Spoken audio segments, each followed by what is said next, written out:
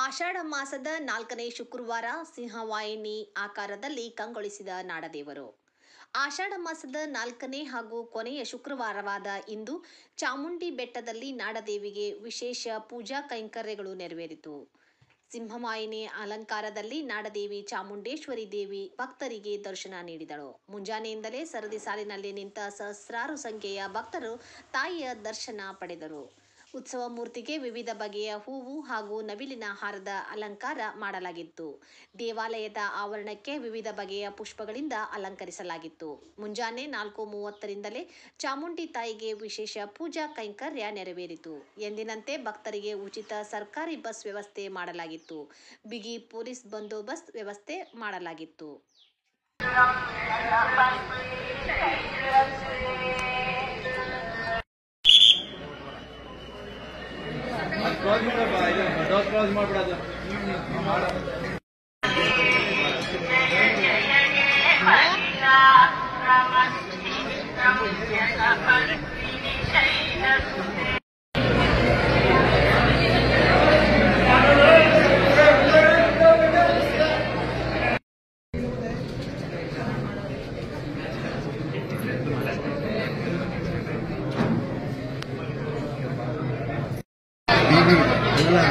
ಸ್ಕ್ರೀನಲ್ಲೆಲ್ಲ ನೀವೇ ಕಾಣ್ತಾ ಇದ್ದೀರಾ? ಯಾವ ಸ್ಕ್ರೀನಲ್ಲಿ? ಚಿಕ್ಕ ಸ್ಕ್ರೀನ್.